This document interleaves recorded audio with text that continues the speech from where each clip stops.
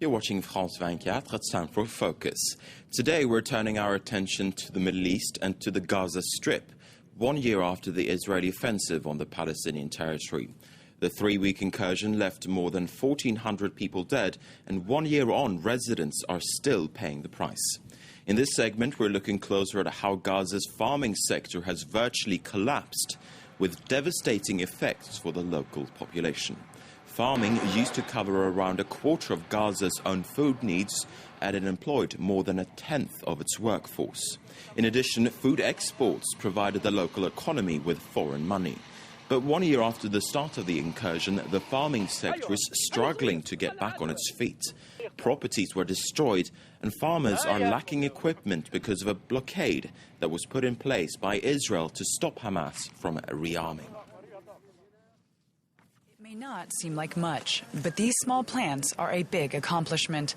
Farmers have worked this half-hectare of land in the north of the Gaza Strip for 10 months, and their efforts are finally paying off. It's been a year since Israeli tanks and bulldozers were positioned on this plot of land, once home to greenhouses and carrot fields. But when the forces moved out, the crops were destroyed and the ground polluted. Bringing the farm back to life has taken time. The United Nations Development Program first had to take an inventory of the damage. They then made a priority list of the farmers most in need of aid. Abdelaziz is one of them. I got back to work thanks to the United Nations program. I cleaned and prepped the land 10 days ago. We then laid down irrigation tubes and started to plant. Last year's Israeli offensive devastated farming in Gaza. According to the UN, roughly 40% of agricultural land was put out of production, affecting food supplies. Reconstruction of the land is underway, but is severely hampered by the ongoing Israeli blockade. Many necessary supplies are not allowed to be imported, like cement and certain fertilizers and irrigation tubes. Many of these input materials are necessarily for the seasons, for the farmers, and sometimes the Israelis allow these materials after the season elapses.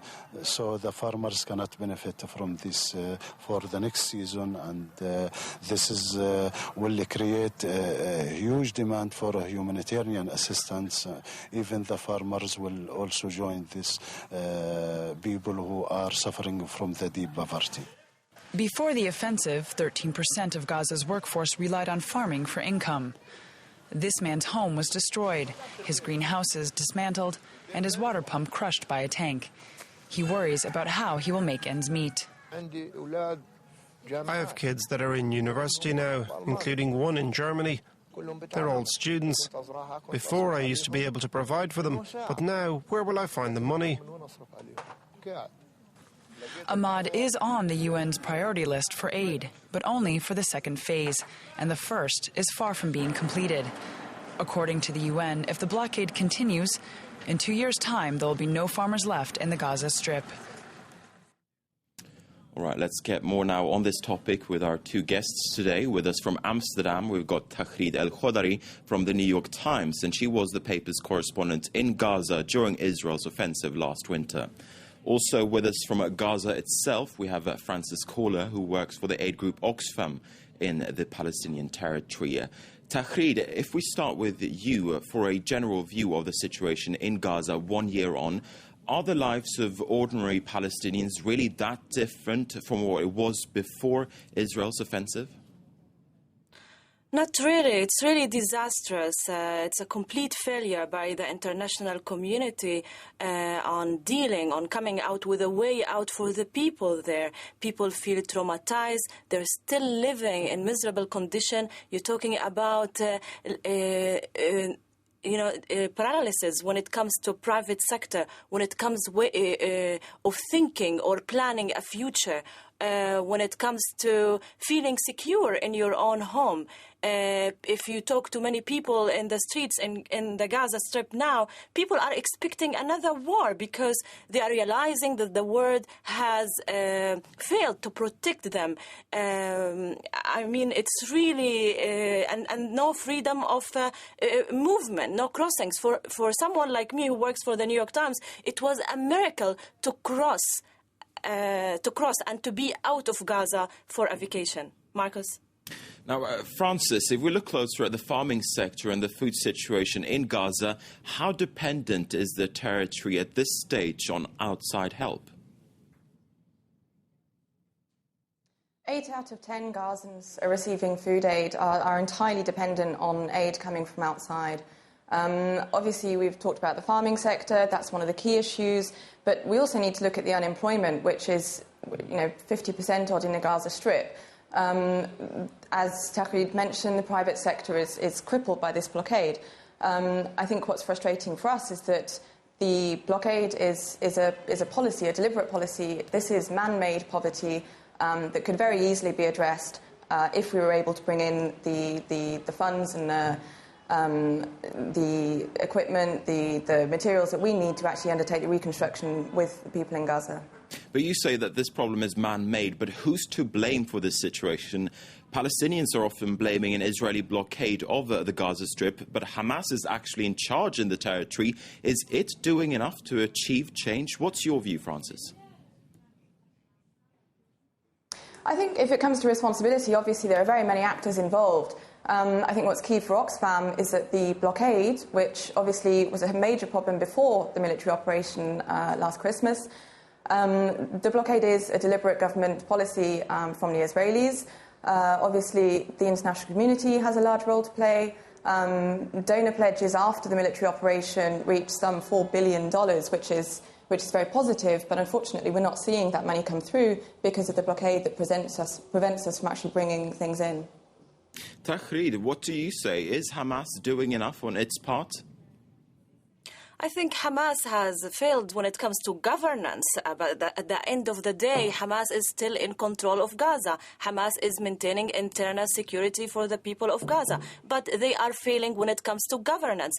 But we cannot view the situation if Hamas has failed or not, because the other parties, whether it's the American administration or Israel or Fatah, they are stuck. They're also trapped. They don't know how to deal with the Gaza crisis. So everybody is to blame, and the people are blaming all parties. I mean, is it fair to say that there is an opposition against Hamas in Gaza at this stage? I mean, are people, ordinary people, are they getting more and more fed up with the Palestinian movement? I think people are, in the Gaza Strip, are fed up of all parties. Of course, there are those who are blaming Hamas, especially those among the silent majority who voted for Hamas. They are, of course, regretting their vote, but we cannot generalize. They are so divided. The silent majority is divided. There are voices that say Hamas has not been given a chance, but there are other voices that say if Hamas cannot govern, let go governance, and because they need a life, they need a future for their kids. But Hamas has not lost their supporters. That's another point. So it's really divided. And also, if you look at the West Bank, what's Hamas' popularity there? I don't think Hamas has lost a lot in the West Bank. So it's really something. But at the same time, there is no alternative. Many people are saying why the Palestinians who are against Hamas at this moment, why are not demonstrating against Hamas? Because to demonstrate for what? There is no alternative for them, and Fatah has failed to represent itself as an alternative. All right, thank you very much, Tahrid Al-Khodari. Thank you also, Francis Caller from Oxfam, who joined us from Gaza this morning. And with that, we're going to wrap up Focus for now. Do stay with us here at France 24. There's more news coming your way.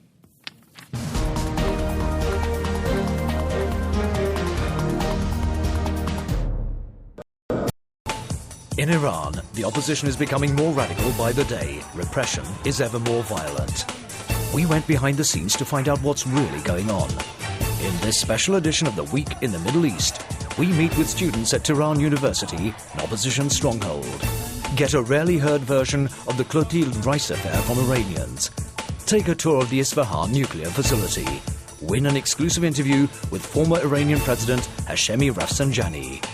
The Week in the Middle East, Friday, 6:40 p.m. Paris time on France 24.